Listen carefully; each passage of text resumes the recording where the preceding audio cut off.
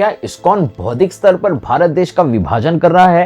अब वो उनकी परंपरा में जो अंग्रेज शिष्य हैं वो अपने को हिंदू नहीं कहते। उन्होंने जो हिंदुओं को शिष्य बनाया वो हिंदू अपने को इस्कॉन वाले कहते। बौद्धिक धरातल पर देश का विभाजन हुआ या नहीं? माने जो आंसू पोंछने आता है वो भी आंसू दे जाता है। कितनी बड़ी कूटनीति है, समझ गए या नहीं?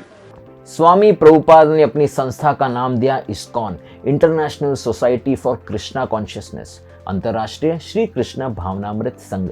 ये कोई नैरो माइंडेड डिवाइसिव आपस में फूट पैदा करने वाली संस्था नहीं है, बल्कि ये वसुदेव कुटुंबकम, the whole world is my family, ये श्लोक को मूल से समझने वाली संस्था है। विभाजन का दृष्टिकोण तो देखने वालों की संकुचित बुद्धि में है, लेकिन एक दृष्टि से इसमें कुछ भी नया नहीं है। नयापन केवल उसके नाम और कार्य प्रणाली में है। स्वामी प्रभुपाद ब्रह्म मध्व गौड़ीय संप्रदाय की गुरु शिष्य परंपरा में आते हैं। उनके गुरु महाराज का नाम है श्रील भक्ति सिद्धांत सरस्वती ठाकुर और उनके गुरु है श्रील गौर किशोरदास बाबा जी महाराज और उनके गुरु है श्रील सच्चिदानंद भक्ति विनोद ठाकुर। इस प्रकार से ये गुरु शिष्य परंपरा पीछे पीछे जाकर 15वीं शताब्दी में श्री चैतन्य महाप्रभु तक पहुंचती है और इससे भी पीछे जाएं तो श्रीपाद मध्वाचार्य और अंत में ब्रह्मदेव तक जाती है। ब्रह्मा जी को स्वयं भगवान कृष्ण ने ये ज्ञान प्रदान किया था।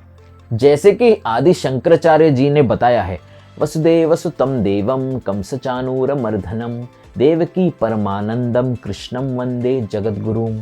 ओरिजिनल गुरु तो भगवान श्री कृष्ण ही है और हम सब उनके ही शिष्य या डिसाइपल्स हैं। तो संपूर्ण विश्व को भगवान श्री कृष्ण के शिक्षाओं के अंतर्गत लाना, देश को डिवाइड करना कैसे? कैसे भाई कैसे?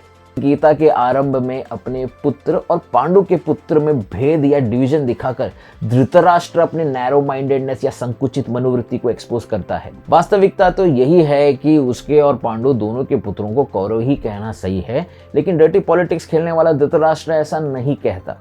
सिमिलरली, जिस सो कॉल्ड हिंदू समाज में जन्म के आधार पर जात पात का भेद हो, जहां पर सोशल स्टेटस के बेसिस पर आपस में द्वेष हो, हेट्रेड हो, उस हिंदू समाज को इस्कॉन बिल्कुल नहीं मानता। और ये हमारा विश्वास है कि हमारे बुद्धिमान व्यूवर्स भी ऐसे समाज को नहीं मानते होंगे। देखिए, जब हम अपने आप को इस्कॉन वाले कहते हैं, क्या इसका मतलब हम सनातनी नहीं है? जरा सोचिए, IIT से इंजीनियर बन के आया हुआ तो अपने आप को IITian ही डिस्क्राइब करेगा ना। ऑक्सफोर्ड केम्ब्रिज से निकला हुआ स्कॉलर ऑक्सफोर्ड या केम्ब्रिज का फेलो बताकर ही अपना इंट्रोडक्शन देगा। तो बेसिकली वो इंजीनियर या मेडिकल प्रोफेशनल ही है, लेकिन उसके पास स्पेशलाइज्ड नॉलेज है। तो इस्कॉन कोशिश कर रहा है कि ये स्पेशलाइज्ड नॉलेज विश्व के कोने कोने में प्रसारित किया जाए। हर एक भारतीय ये अपनी जिम्मेदारी समझकर गीता भागवत का उपदेश हर दिशा में फैलाएगा तो हमारा भारत देश ही नहीं, we can unite the whole world. ISKCON के कार्य शुरू होकर केवल 50 वर्ष ही हुए हैं, अभी तो बहुत कुछ करना बाकी है।